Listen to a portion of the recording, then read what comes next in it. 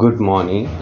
आज हम qualification pack retail team leader and departmental manager के अंदर एक नॉस है, बहुत इंपॉर्टेंट नेशनल ऑक्यूपेशनल स्टैंडर्ड है ये, टू प्लान विजुअल मर्चेंडाइजिंग। ठीक है, सो हम विजुअल मर्चेंडाइजिंग क्या होती है, उसको कैसे प्लान किया जाता है, उसके बारे में स्टडी करेंगे। अगर आपको मेरी ये वीडियो पसंद आए तो मेरे channel retail management skill classes bye AKM को लाइक, शेयर और सब्सक्राइब करें। तो let's start with two plan visual merchandising. सबसे पहले हम परफॉर्मेंस क्राइटेरियाज देखते हैं। सो इस नॉस के दो मेन एलिमेंट्स हैं। ठीक है, interpret design brief for retail display, ये फर्स्ट एलिमेंट है। इसके अंदर जो परफॉर्मेंस क्राइटेरिया हैं वो है PC1 identify the purpose, content and style of the display. PC2 is identify the equipment, material, merchandise and props needed to create and install the display and the dates for completing it. PC3 है evaluate whether the place to put the display is likely to fulfill the design brief. Next है PC4 create new and effective ways of improving the visual effects within her limits of design brief, company's visual design policies and authority. Then हमारे पास अगला element है, दूसरा element है get hold of merchandise and props to be featured in the retail display. इसमें performance criteria हैं हमारे। PC5 है confirm that the feature of the merchandise and prop shown in the design brief are those most likely to attract customer attentions. Then PC6 है, इसमें identify other merchandise and prop when those originally specified are not available or not suitable and agree the selection with the right person. Then इसमें हमारे पास right person. Then आगे है हमारे पास PC7 verify arrangements for delivery of the merchandise and props with the right people and allowing enough time for deliveries to arrive before display must be installed. PC8 है check the progress of deliveries and take suitable action if delay seems likely. And PC9 है update stock record to account for merchandise on display. So total दो elements हैं जिसके बीच में हमें 9 performance criterias हैं। सो start करते हैं फर्स्ट एलिमेंट से, that is interpret design brief for retail display. So सबसे पहले हम डिस्कस करते हैं विजुअल मर्चेंडाइजिंग होती क्या है। सो विजुअल मर्चेंडाइजिंग बेसिकली एक मार्केटिंग प्रैक्टिस है जिसमें शॉप फ्लोर आप जैसे जानते हैं, जो रिटेल का स्टोर है वहाँ पे जहाँ पे सामान जो है वो सजा के रखे हुए हैं, कस्टमर या एम्प्लॉयज़ मूव ऑन करते हैं, ये पूरा शॉप फ्लोर में एक तरह की मार्केटिंग प्रैक्टिस है। सो मार्केटिंग प्रैक्टिस जैसे कि आपको जानते हैं कि अवेयरनेस है, करवानी है कि हमारे पास कौन से प्रोडक्ट्स अवेलेबल हैं और क्या क्वालिटीज़ के साथ हम या किस क्वांटिटी या क्या साइजेस में या क्या वैरायटी ऑफ प्रोडक्ट्स हम सेल आउट करते हैं। जो बोलता है बेसिकली मार्केटिंग प्रैक्टिस है जिसमें हम फ्लोर प्लान यूज़ करते हैं कि किस तरह से हमने मर्चेंडाइज को सजाना है। देन कलर्स, किस हिसाब से लाइटनिंग, डिस्प्लेज, टेक्नोलॉजी और अदर एलिमेंट्स, ताकि कस्टमर जो हैं वो अट्रैक्ट हों उन चीज़ों को देख के, चाहे वो म्यूज़िक है, चाहे लाइटनिंग है, किसी भी तरीके से। या फिर हम कह सकते हैं कि ये एक तरह की प्रैक्टिस है जिसमें हम किसी भी प्रोडक्ट्स को, किसी भी मर्चेंडाइज को ऑर्गेनाइज वे में डिस्प्ले करते हैं सो दैट कि कस्टमर को अट्रैक्ट किया जा सके। नाउ हम परफॉर्मेंस क्राइटेरिया 1 के बारे में बात करेंगे। So basically identify the purpose, content and style of the display. हम सभी जानते हैं कि मर्चेंडाइजिंग क्या है, कि प्रोसेस ऑफ प्रोक्योरमेंट से लेकर प्रोडक्ट को डिस्प्ले करना, देन फिर ऑर्डर करना ख़त्म होने पे, है ना, ये सारी जितनी भी प्रोसेस है ये मर्चेंडाइजिंग के अंदर आती है। सो PC1 है identify the purpose, content and style of the display.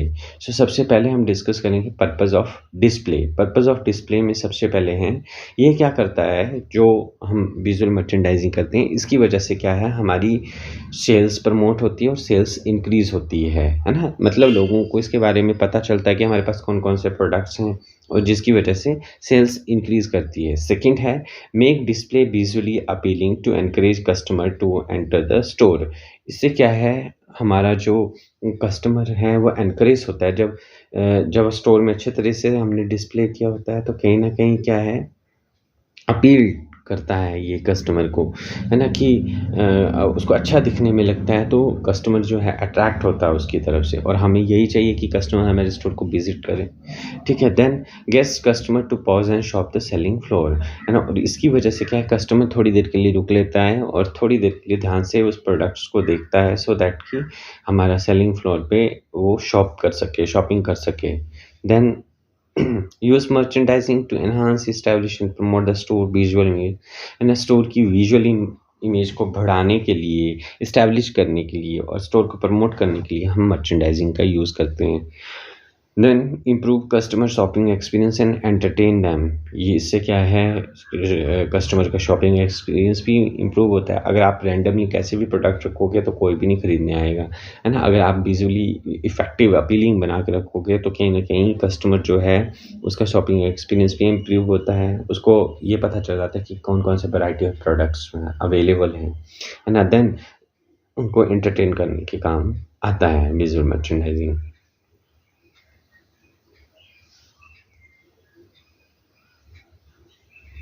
Then educate customer about the accessorizing of a merchandise।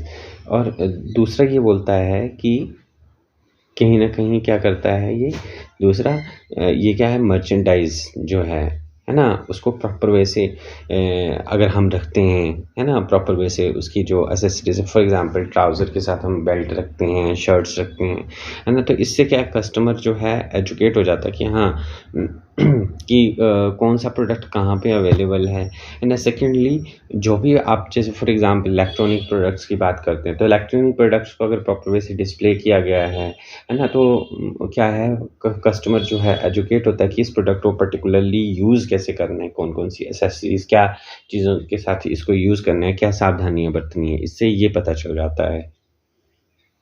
So this is purpose of display. Now हम बात करते हैं visual merchandising. Basically visual merchandising दो तरह से होती है, एक्सटीरियर प्रेजेंटेशन मतलब स्टोर के बाहर की प्रेजेंटेशन, और सेकंड इज़ इंटीरियर प्रेजेंटेशन यानी कि अंदर की प्रेजेंटेशंस। तो एक्सटीरियर प्रेजेंटेशन में हम बात करते हैं एक्सटीरियर साइंस की, मार्कीज़ की, banners, awnings, walks and entry, landscaping and window display की। वेयरएज इंटीरियर प्रेजेंटेशन में हम balance, emphasis, proportion, rhythm, harmony, colour, lightning and music, इन सभी चीज़ों की बात करते हैं जो कि स्टोर के अंदर रहती हैं।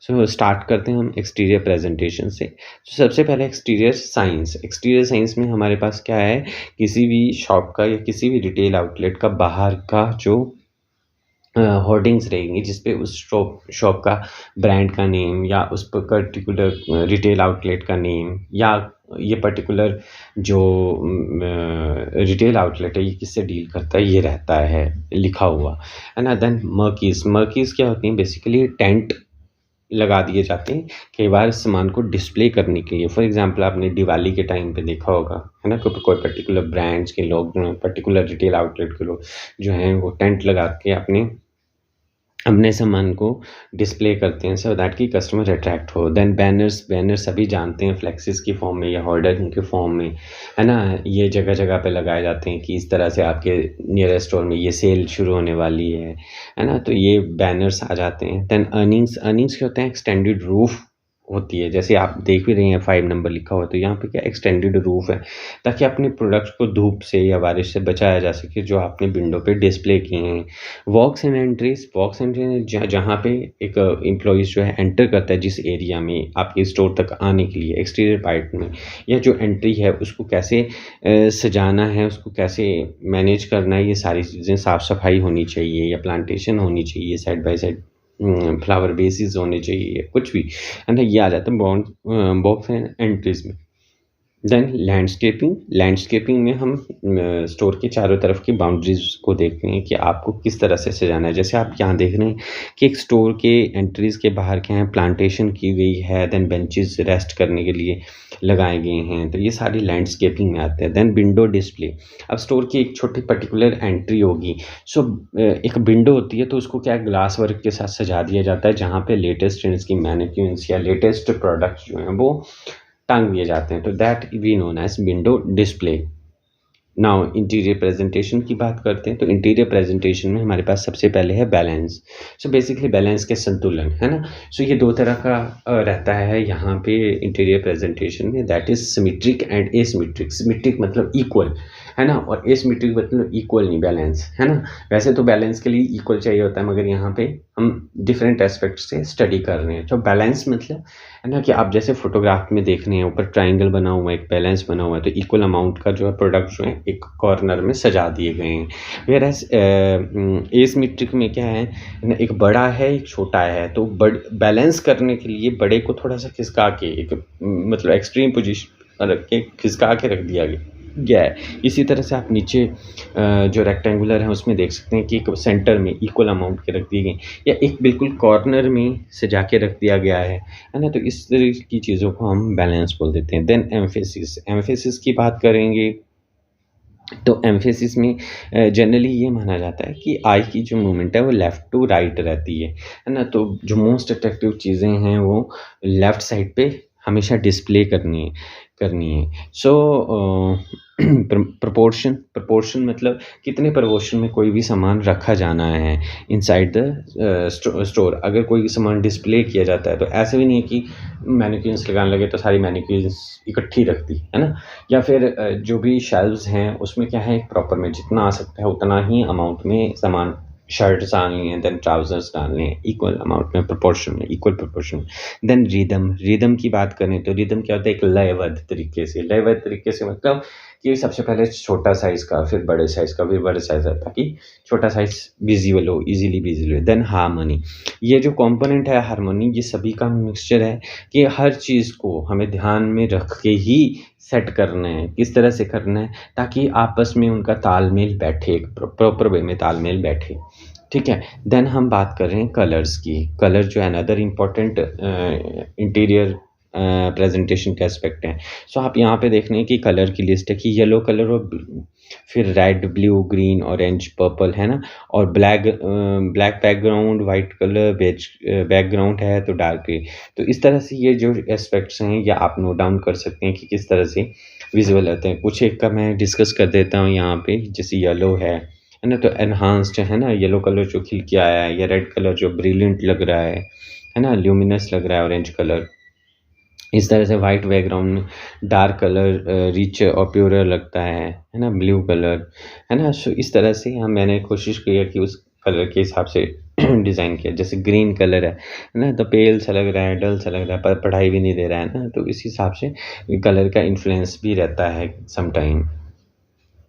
देन हमारे पास लाइटनिंग की बात करते हैं, लाइटनिंग एंड म्यूजिक। तो जो स्टोर हैं वहाँ पे डिफरेंट टाइप के म्यूजिक्स, सॉफ्ट म्यूज़िक जो कानों को, क्योंकि जब भी कोई कस्टमर आता है तो अपने टेंशन्स को रिलीव करने के लिए घूमने के लिए आता है मॉल्स में या रिटेल आउटलेट में शॉपिंग करने के लिए जब भी आता है, तो उसके लिए सॉफ्ट काम म्यूज़िक जो है वो चलते रहते हैं स्टोर में, ताकि उनकी ये इसको सूद करे, है ना, एक हल्का सा आराम मिले।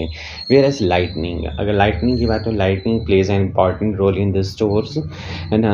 किसी भी आउटलेट में इंटीरियर में बहुत, है ना, तो उसमें हमारे पास 3 तरह की लाइटनिंग आती है, primary lighting, accent lighting and atmosphere lighting. Primary lighting वो वाली लाइटनिंग है जिसमें क्या है, प्राइमरी लाइटिंग में हम बात कर रहे हैं प्राइमरी लाइटिंग की, तो प्राइमरी लाइटिंग ऐसी लाइटनिंग जिसको ऑफ कर देंगे तो पूरा स्टोर अंधेरे में आ जाएगा, है ना? तो प्राइमरी लाइटिंग जो कि ज़रूरी है। देन हम बात करते हैं एक्सेंट लाइटिंग। एक्सेंट लाइटिंग वो वाली लाइटनिंग है जो कि बेसिकली किसी पर्टिकुलर प्रोडक्ट को फोकस करने के लिए लगाई जाती हैं। आप देख रहे हैं जैसे पिक्चर में, है ना?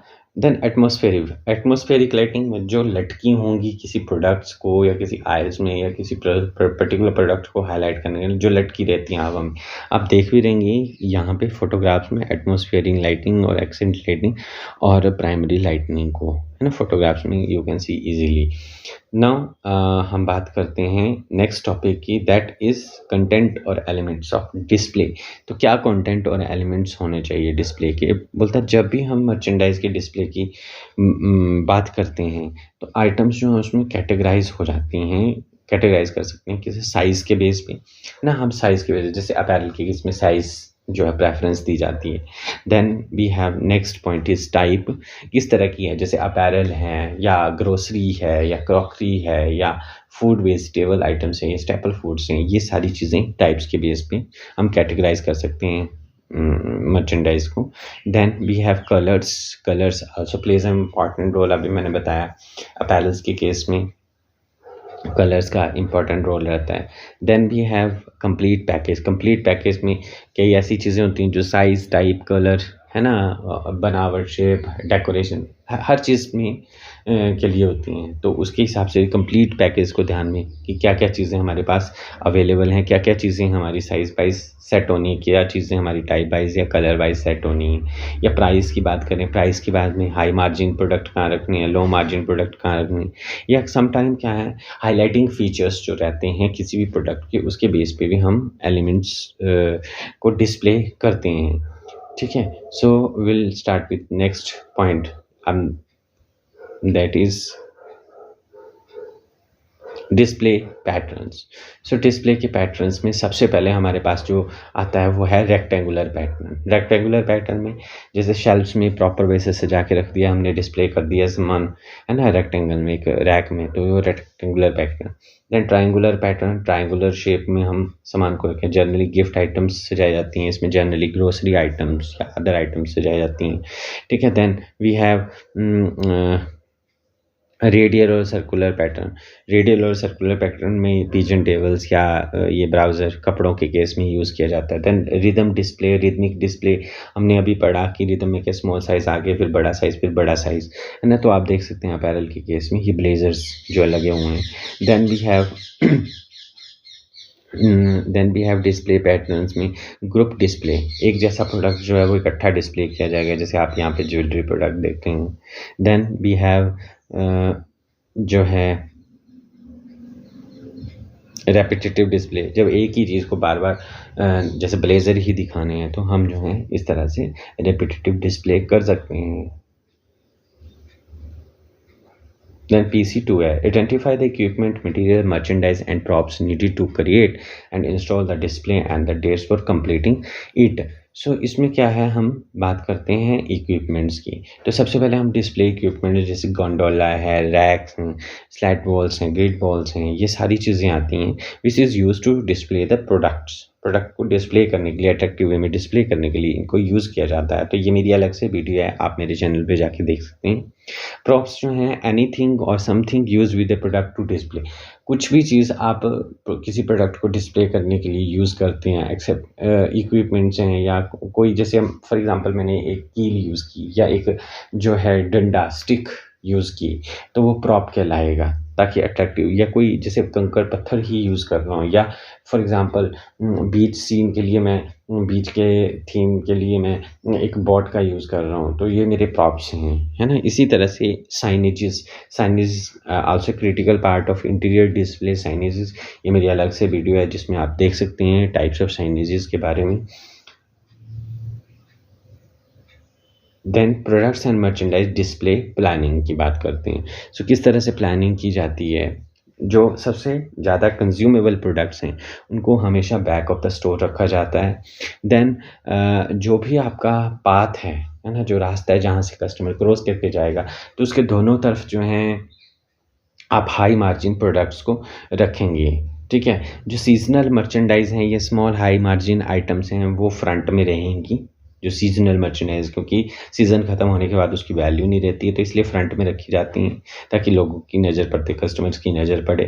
जो भी जनरल मर्चेंडाइज हैं वो क्या है, सेपरेट साइड पे, या कोई भी रिटेल स्टोरी आपने इंडिकेट की तो वो सेपरेट एक अलग साइड पे होनी चाहिए, है ना। देन वी हैव जो भी कस्टमर ऑलवेज टर्न राइट, जैसे हमने बोला कि कस्टमर ऑलवेज क्या है, लेफ़्ट टू राइट जो बॉल मूवमेंट होती है, मगर टर्न राइट साइड को करता है, राइट साइड को करता है, तो उससे क्या है, उसके हिसाब से हमें प्रोडक्ट को डिस्प्ले करना है। ठीक है, then never place high theft items, जो हैं ज़्यादा चोरी होने वाली छोटी छोटी आइटम्स हैं, वो कभी बैक ऑफ द स्टोर नहीं रखनी है, आगे रखनी है, फ्रंट में रखनी है, ताकि नज़र रहे उन पर।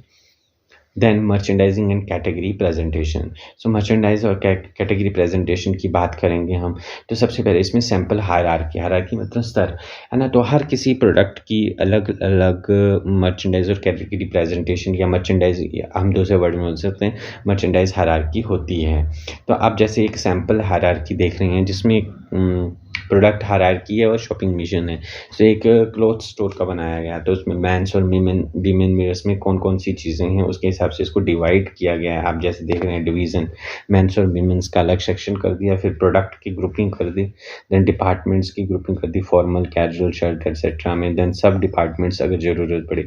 तो हर किसी शॉप का अलग-अलग मर्चेंडाइज़ हायरार्की होती है और हर टाइप के प्रोडक्ट्स के लिए अलग-अलग मर्चेंडाइज़ हायरार्की का यूज़ होता है। ठीक है? सो अब point to be consider for good merchandise presentation, कौन-कौन से पॉइंट्स हैं जो कि हमें कंसीडर करने होते हैं एक अच्छी मर्चेंडाइजिंग। तो grouping item makes it easy to buy a sample. जो भी ग्रुप्ड आइटम है, जैसे फॉर एग्जांपल टॉप बियर के साथ बॉटम बियर रखना है, या ग्रोसरी आइटम जितनी भी है वो इकट्ठी रखनी है ना? अच्छी मर्चेंडाइज़ प्रेजेंटेशन के लिए। देन जो अपनी आइटम्स हैं इस वे में रखनी हैं ताकि जो एक कस्टमर है उसको आसानी से वो आइटम मिल जाए और आसानी से वो अपनी सिलेक्शन और डिसीज़न ले सके, जैसे बेल्ट विद ट्राउज़र, ठीक है? Then vertical space but not to height. Vertical space जैसे रैक में भरते हैं तो वो वर्टिकल स्पेस है ना, वर्टिकल स्पेस में आपने सामान रखना है मगर इतना हाई नहीं रखना है कि कस्टमर की ना तो नजरें पहुंचे वहाँ पर, ना कस्टमर उसको उतार सके, है ना? तो इस चीज़ का ध्यान रखना है, ना ही ज़्यादा नीचे रखनी है कोई सामान, ऐसा आई कैचिंग सामान नीचे रखना है। देन भी है जो भी मर्चेंडाइज़ हैं लो प्राइस के, है ना, वो लगभग स्टोर के मतलब स्टोर के शॉप फ्लोर के साथ होने चाहिए, ऊपर नहीं होने चाहिए। Then we have right fixture, कौन-कौन से फिक्सचर या कौन-कौन सी इक्विपमेंट यूज़ करनी है ये हमें पता होना चाहिए किस तरह के प्रोडक्ट्स के लिए। देन जो भी फीचर्ड मर्चेंडाइज़ है जो कि अट्रैक्शन वैल्यू है या कोई मेन ऐसा हाइलाइटिंग फीचर वाला कोई मर्चेंडाइज़ है ना, जो कि आपकी फेस वैल्यू बन सकता है मर्चेंडाइज़, है ना, उसका जो कलर है ना, कितना स्टॉक है, उसके हिसाब से आपको डिसाइड करना पड़ता है मर्चेंडाइज़ को कैसे रखना है। तो जनरली उसको स्टैक्स में रखा जाता है, ठीक है? मर्चेंडाइज़ को इस हिसाब से रखना है कि ईज़िली अवेलेबल हो। वर्टिकल जैसे चेक शर्ट्स हैं तो इकट्ठी आपने ब्लॉक स्टैक करके रखनी है। देन सॉलिड हैं, स्ट्रिप्ड हैं तो एक-एक लाइन रो में रखनी है ताकि ईज़िली जो है कस्टमर को भी पता लगे और अट्रैक्टिव लगे, मिक्स करके नहीं रखना, ठीक है? Vertical space, different sizes and for family the same colour, है ना, तो सेम कलर के जो हैं वो इकट्ठे रखने हैं, है ना, फैमिलीज कलर की हैं, सेम रखने, डिफरेंट साइज़ के जो आपने एक वर्टिकल स्पेस में रखना है। सबसे पहले सबसे छोटा, फिर बड़ा, फिर बड़ा, ठीक है? और आप कभी भी घबराओ मत, अगर आप इससे भी अच्छा बढ़िया तरीके से इनोवेट कर सकते हो तो उस तरीके से करें सो दैट कि कस्टमर अट्रैक्ट हो। Then potential places for display के पोटेंशियल स्पेसिस हैं विंडो डिस्प्ले। सो एक तरह से ये एडवर्टाइजमेंट होती है, मार्केटिंग प्रैक्टिस है अगेन, ना, जिसमें हम विंडो जो होती है कि किसी भी स्टोर की विंडो है वहाँ पे हम जो है प्रोडक्ट को डिस्प्ले करते हैं, प्रोडक्ट को डिस्प्ले करना है। और ये दो तरह के होते हैं विंडो डिस्प्ले, एक होता है विंडो इंस्टीट्यूशनल डिस्प्ले और दूसरा होता है प्रमोशनल डिस्प्ले। इंस्टीट्यूशनल डिस्प्ले में हम मैनिक्विन्स के ऊपर जो है लेटेस्ट ट्रेंड्स की कोई भी चीज़ें हैं वो डिस्प्ले करते हैं विंडो पे, और प्रमोशनल डिस्प्ले में पोस्टर्स, बैनर्स हो सकते हैं जिसमें डिस्काउंट ऑफर्स वगैरह के बारे में बताया जा सकता है। सो वो प्रमोशनल डिस्प्ले जैसे कि आप फोटोग्राफ्स में भी देख रहे हैं। Now basics of window display, window display का क्या बेसिक्स हैं? सो बोलता है जो मर्चेंडाइज हैं जो सेल्स अपील कर रहे हैं या बहुत ही अट्रैक्टिव हैं, ये सीजनल हैं, वो हमने रखने हैं, ठीक है? कलरफुल, बोल्ड और अट्रैक्टिव होने चाहिए। टू मच थिंग्स नहीं रखनी है, बहुत ज़्यादा चीज़ें विंडो पे नहीं रखनी है ना? ट्रायंगुलर रखनी है और स्ट्रेट लाइन में नहीं रखनी है। जो भी सामान रखोगे, ट्रायंगुलर का जो एक पॉइंट है वो अपराइट हाई होना चाहिए, है ना, मतलब एटलीस्ट 3 डायमेंशन में आपने वो सामान सेट करना है, ठीक है? Then we have shelf display की बात कर रहे हैं। सो शेल्फ डिस्प्ले, शेल्फ में डिस्प्ले करना, शेल्विंग में जनरली मैक्सिमम ग्रोसरी के प्रोडक्ट्स इस तरह के डिस्प्ले में डाले जाते हैं। देन वी हैव बेसिक्स और शेल्फ डिस्प्ले में मोस्ट एक्सपेंसिव आइटम जो हैं वो आई लेवल पे रखनी है, चिल्ड्रन की आई लेवल पे रखनी है, और टारगेट और पॉपुलर जो आइटम्स हैं, पॉपुलर प्रोडक्ट्स आइटम्स हैं वो नी और आई लेवल पे रखनी है ना। और जो स्पेस है शेल्फ्स का वो एंड ऑफ द शेल्फ्स का स्पेस जो है यूज़ करना है, क्लटर्ड नहीं करना है, बहुत ज़्यादा चीज़ें नहीं रख देनी हैं, अपीलिंग प्रोडक्ट्स रखने हैं एंट्रांस पे, है ना, स्टोर के। देन आइलैंड डिस्प्ले, आइलैंड क्या होता है, टापू है ना जिसमें चारों तरफ पानी गिरा होता है। तो ये क्या है, इंडिविजुअल डिस्प्ले है जहाँ पे बिना किसी सहारे के आपने प्रोडक्ट को डिस्प्ले किया और चारों तरफ से हम उस प्रोडक्ट को देख सकते हैं, जैसे कि आप फोटोग्राफ्स में भी देख रहे हैं। तो ये आइलैंड डिस्प्ले हो गया। देन वाटरफॉल डिस्प्ले, वाटरफॉल का आपको पता है कि पहाड़ी से पानी गिर रहा है, तो जनरली ये फिक्सचर जो है बॉल के साथ सटे होते हैं और इसमें प्रोडक्ट्स को डिस्प्ले कर दिया जाता है। तो ये वाटरफॉल डिस्प्ले हो गया, ठीक है। Then we have visual product placement techniques.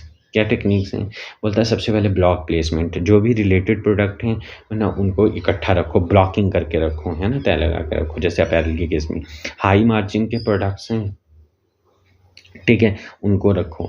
Vertical placement में मैंने बताया, वर्टिकल प्लेसमेंट क्या होती है, एक रैक में वर्टिकली अरेंज करके आप प्रोडक्ट्स को लोअर टू हाई लेकर जाते हो। Then commercial high perceived value, जो प्रोडक्ट्स हैं उनको डिज़ायरेबल पोजीशन पे, जो सूटेबल पोजीशन है ना, कमर्शियल प्लेसमेंट्स के लिए रखो ताकि लोग उसको खरीदें, ठीक है। Then we have different ways to display merchandise inside the store. कैसे डिफरेंट तरीके से, सबसे पहले आइडिया ओरिएंटेड प्रेजेंटेशन जो है, जो फेस्टिवल या कोई स्पेशल डे के लिए बनाए जाते हैं। जैसे ये जो फोटोग्राफी वैलेंटाइन डे स्पेशल बता रही है, रेड कलर की इसकी थीम है, थीम बेस्ड है ना, और प्रोडक्ट्स को, गिफ्ट आइटम्स को सजाया गया है। देन ये देख सकते हैं आप ध्यान से। देन उसके बाद आता है हमारे पास स्टाइल और item presentation. So generally gift item sizes, type और स्टाइल के हिसाब से सजाई जाती हैं। तो ये गिफ्ट स्टोर का एक पिक्चर है, ये आप देख सकते हैं यहाँ पे। देन प्राइस लाइनिंग, नाम से इंडिकेट हो रहा है अकॉर्डिंग टू प्राइस अरेंज करना है ना। सो आप देख सकते हैं स्टाइल और आइटम प्रेजेंटेशन को ध्यान से, ठीक है। Then we have colour presentation, colour blocking आ जाती है इसमें। जैसे विंटर में जो है darker to lighter colour arrange किया जाता है, समर्स में इसका ऑपोजिट लाइट टू डार्कर होता है। तो आप देख सकते हैं कलर ब्लॉकिंग करके रखी हुई है ना, विंटर के हिसाब से पहले डार्क है, फिर लाइट है, फिर लाइट कलर्स रखे हुए हैं, तो आप ध्यान से देख सकते हैं। देन वर्टिकल प्रेजेंटेशन, मैं पहले भी बता चुका हूँ। वर्टिकल प्रेजेंटेशन मतलब रैक्स में स्टैक करके रखना है सामान को, नीचे से ऊपर लेकर जाना है। ये वर्टिकल प्रेजेंटेशन फोटोग्राफ्स में देख सकते हैं। देन ये टोनेज प्रेजेंटेशन, जहाँ पे बहुत सारा इकट्ठा एक जैसा सामान रखना होता है, उसको हम टोनेज प्रेजेंटेशन बोलते हैं। तो जैसे अपैरल के केस में आप देख सकते हैं फोटोग्राफ में, ठीक है। Then we have frontal presentation, है ना, बिल्कुल फ्रंट में जो प्रेजेंटेशन की जाएगी है ना, उसको फ्रंटल प्रेजेंटेशन बोल देंगे, ठीक है। नाउ PC थर्ड है, evaluate whether the place to put the display is likely to fulfil the design brief, है ना। आपको इवेलुएट करना है कि ये जो डिज़ाइन ब्रीफ में जो प्लेस दिया गया है ये बिल्कुल सही है, अकॉर्डिंग टू प्रोडक्ट है। तो सबसे पहले हम डिस्कस करते हैं डिज़ाइन ब्रीफ क्या होता है। तो बोलता है ये एक तरह का डॉक्यूमेंट है, डिटेल्ड और कंप्लीट ब्रीफिंग दी गई होती है कि कौन सा प्रोडक्ट कहाँ पे जो है आपने सेट करना है और किस हिसाब से उसको डिस्प्ले करना है, सो दैट कि कस्टमर जो है अट्रैक्ट हो। तो ये जो डिज़ाइन ब्रीफ है ये भी बता देता है कि क्या क्या रुकावटें आपके उसमें रास्ते में आ सकती हैं, प्रोसेस में आ सकती हैं। तो बेसिकली डिज़ाइन ब्रीफ जो है वो 4 चीज़ों के ऊपर बेस्ड होता है, क्लाइंट के ऊपर, कॉन्टेक्स्ट के भी ऊपर, टारगेट यूज़र और थीम, है ना। कि थीम क्या, फॉर एग्जांपल दिवाली थीम है ना, तो लाइटनिंग वगैरह होनी है, प्रॉपर गिफ्ट आइटम्स को सजाना है। देन टारगेट यूज़र कौन है, कौन यूज़ करेगा इसको, है ना, हम लोग, और क्लाइंट हमारा कस्टमर कैसा है, और कॉन्टेक्स्ट क्या है, दिवाली, है ना। तो इन चीज़ों के ऊपर ध्यान में रखते हुए डिज़ाइन को ब्रीफ किया जाएगा, है ना। या पर्टिकुलर डे का या पर्टिकुलर कंपनी के अलग अलग डिज़ाइन ब्रीफ रहते हैं। Now we'll discuss PC4. Create new and effective ways of improving the visual effects within his limit of design brief, company's visual design policies and authorities. So बोलता है जो भी effective way है visual effects increase करने के लिए design brief के अंदर ही जो काम हो वही सही माना जाता है, क्योंकि हर कंपनी की अपनी पॉलिसीज होती हैं. सो बेसिकली और merchandising company have some establish merchandising policies, जिसमें क्या है सराउंडिंग इन्वायरमेंट जो है अट्रैक्टिव लगे, है ना. मर्चेंडाइज को उन्होंने फोकस करना है, फिर इन जो टारगेटेड कस्टमर है उसको देखना है ना. फिर कस्टमर को अट्रैक्ट करने वाला बनाना है ना. और कस्टमर यही नहीं कि कस्टमर इजीली शॉप भी कर सके वहाँ से. ठीक है, कंपटीटर्स को ध्यान में रखते हुए डिफरेंट वे से अपना डिज़ाइन बनाना है. ठीक है, और जो भी साइनेजेस का यूज़ करना है वो ऐसा करना है जो इजी टू रीड हो, है ना, क्लीन हो, क्लियर हो, है ना. और अपने स्टोर को नीट एंड क्लीन रखना है डिस्प्ले के लिए. देन एलिमेंट 2 की बात करें, get hold of merchandise and props to be featured in the retail display. कि आप कैसे होल्ड कर सकते हो एक मर्चेंडाइज और प्रॉप को जो कि यूज़ किए जाने हैं. ठीक है, तो इसमें क्या है, सबसे पहले हम बात करते हैं confirm that the feature of the merchandise and prop shown in the design brief are those most likely to attract customer attention. So हमें मर्चेंडाइज इस हिसाब से डिस्प्ले करनी है प्रॉप्स की हेल्प से, इन डिज़ाइन ब्रीफ में जैसा बताया गया, ताकि कस्टमर अट्रैक्ट हो. तो ये पॉसिबल तभी हो सकता है जब हमें ये पता हो कि हमारी टारगेट ऑडियंस क्या है ना. हाईलाइट द बेस्ट प्रोडक्ट कौन से हैं हमारे, कलर और लाइटनिंग का प्रॉपर यूज़ हो, एक स्टोरी या थीम बेस्ड हो, और टेक्नोलॉजी का हम यूज़ करें, भरपूर यूज़ करें, तभी हम कस्टमर को अट्रैक्ट कर सकते हैं. अब PC6 बोलता है identify other merchandise and props when those originally specified are not available and not suitable and agree the solution with the right person. बोलता अगर सूटेबल मर्चेंडाइज या प्रॉप्स अवेलेबल ही ना हो, है ना, या सूटेबल ना हो, है ना, तो हम उस केस में क्या करेंगे, जो भी सिलेक्शन करेंगे वो राइट पर्सन की हेल्प से करेंगे. तो वो राइट पर्सन कौन होगा, बोलता अगर ये चीज़ अवेलेबल नहीं है, कोई सूटेबल प्रोडक्ट्स अवेलेबल नहीं है,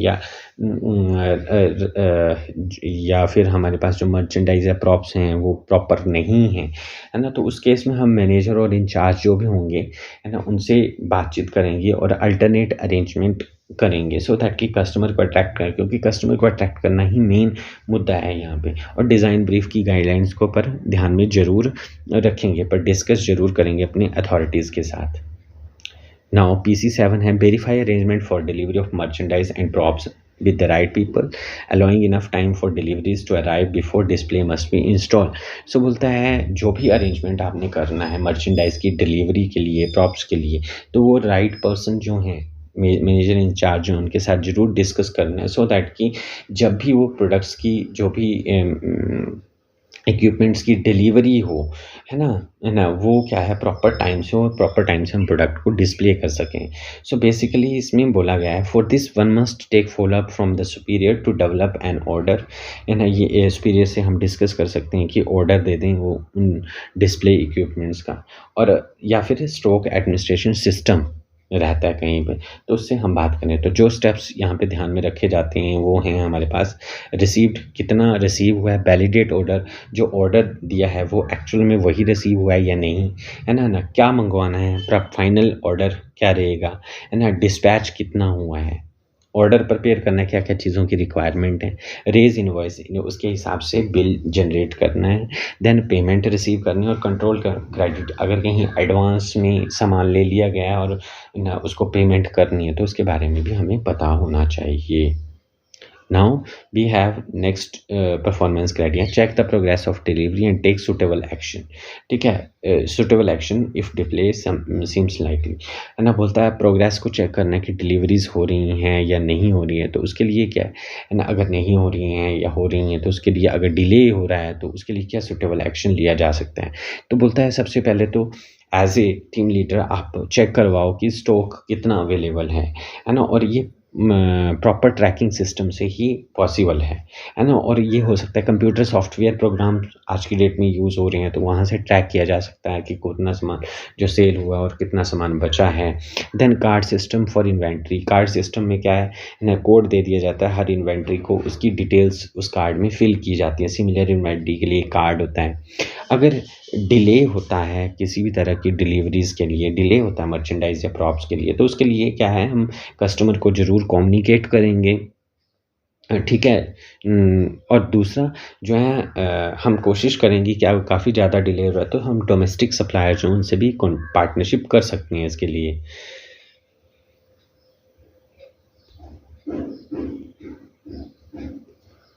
ठीक है। Now then record update stock record to account for merchandise on display. ठीक है, तो PC9 में हम स्टॉक अपडेशन की बात करेंगे। तो हमें जब भी डिलीवरी होगी ये स्टॉक की, तो हम ना लीफो और फीफो मेथड का यूज़ किया जाता है। LIFO method generally first in first out, मतलब पहले आता है और पहले ही चला जाता है। जैसे पेरिशेबल कमोडिटी है, इसमें बटर है, कर्ड है, जूसेस हैं, ये सारी चीज़ें आती हैं। और लीफो में लास्ट इन फर्स्ट आउट, इसमें high cost but low profit margin वाले प्रोडक्ट आते हैं, जैसे गैस है, ऑयल है, ये चीज़ें आती हैं। सो आपको क्या ध्यान में रखना होता है इस केस में आपको एक ही चीज़ ध्यान में रखनी है कि हॉट सेलिंग आइटम्स कौन सी हैं, स्लो सेलिंग आइटम्स कौन सी हैं इन्वेंट्री में, जो कि लॉन्ग टाइम से हमारे पास अवेलेबल हैं। ठीक है। लो स्टॉक बैलेंस है, वो आइटम्स जो बड़ी अच्छी बिक रही हैं बट लो स्टॉक है, उनका ध्यान रखना है। और एनुअल फिजिकल इन्वेंट्री कि हमारी साल भर में किस इन्वेंट्री की सबसे ज़्यादा खपत है या किस इन्वेंट्री की सबसे कम खपत है, इन चीज़ों का ध्यान रखना होता है। तो इस चीज़ का हम जो है अगर टाइमली मैनर में हम स्टॉक को अपडेट करेंगे तो हम इस चीज़ से निजात पा सकते हैं। सो होप आपको टू डिस्प्ले विजुअल मर्चेंडाइजिंग का जो नॉस है वो समझ आ गया होगा। अगर आपको मेरा ये वीडियो पसंद आया तो प्लीज़ मेरे चैनल को लाइक करें, शेयर करें और सब्सक्राइब करें। Retail management skill classes bye AKM। Thank you.